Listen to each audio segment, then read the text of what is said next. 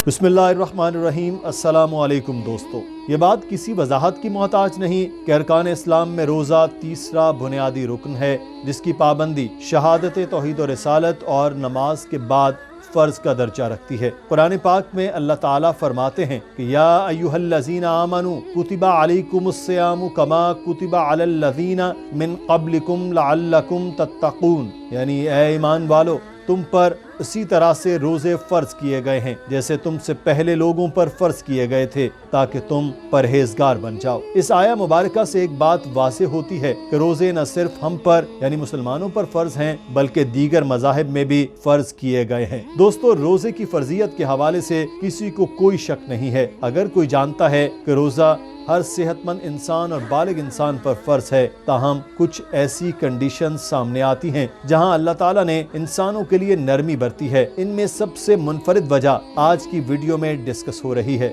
जी हाँ दोस्तों, हम आपको डॉक्टर जाकिर नाइक के अंग्रेजी ज़बान में दिए गए बयान की उर्दू ज़बान में वजाहत देंगे। दोस्तों, एक टीवी प्रोग्राम के दौरान जब डॉक्टर जाकिर नाइक से सवाल किया गया कि इस्लाम में पागल इंसान को रोज़े की छूट क्यों दी गई है, जिसका डॉक्टर जाकिर साहब ने बड़ा ही मुदल्लल जवाब दिया। One of the categories you've mentioned, an insane person, is exempted. Why is this? Doctor Zakir Naik फरमाते हैं कि इस्लाम में पागल यानी ज़हनी मरीज इंसान के लिए रोज़े की छूट दी गई है। इस हवाले से उन्होंने एक हदीस मुबारका का भी हवाला दिया। डॉक्टर जाकिर नाइक ने तिरमिज़ी शरीफ की हदीस नंबर 1423 का हवाला देते हुए बताया, 3 लोगों के लिए रोज़ा रखने की छूट है। एक बच्चा जब तक वो बलूगत में न पहुंच जाए, ऐसा शख्स जिसकी सहरी के वक्त आंख न खुल सके, और तीसरा वो जिसकी ज़हनी हालत ठीक न हो। जब तक उसकी ज़हनी हालत ठीक न हो जाए, यह अहकामात हुजूर सल्लल्लाहु अलैहि वसल्लम की जानिब से हैं कि उन तीनों सूरतों में रोज़े की फ़र्जियत के बारे में नहीं पूछा जाएगा। The insane person is exempted because the same hadith that I quoted earlier, our beloved Prophet Muhammad sallallahu alaihi wasallam said, it's mentioned in the hadith of Tirmidhi, hadith number 1423, that the pen is lifted from 3 categories of people: a child till he reaches puberty, a person who's sleeping till he wakes up, and a person who's insane till he becomes a sound mind. So this the Prophet has exempted, and they are free from fasting. Doctor Zakir Naik ने इस हदीस को मजीद वाज़े करते हुए बताया कि रोज़े रखने के लिए नीयत सबसे अहम जुज़ है, और रोज़े की नीयत वही शख्स कर सकता है जिसका ज़हन तंदुरुस्त होगा। जिसका ज़हन काम ठीक नहीं करेगा, वो इसकी नीयत भी ठीक नहीं होगी। इसलिए ऐसा शख्स जिसका ज़हन ठीक नहीं है, वो रोज़ा रखे या न रखे कोई फ़र्क नहीं पड़ता, उसे अल्लाह ताला की तरफ से छूट दी गई है।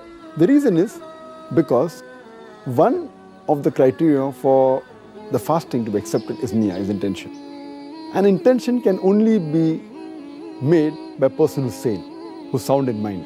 Only if he's sound can he willingly intend to fast. If he's insane, he cannot. So that's the reason, if an insane person, whether he fasts or not, it doesn't make a difference at all. It is, he's exempted. And once he becomes sane, he does not have to compensate also for the fast as well, because he's not responsible for that. He's not held responsible. So that's the beauty of Islam. They only held responsible those people who should be held responsible.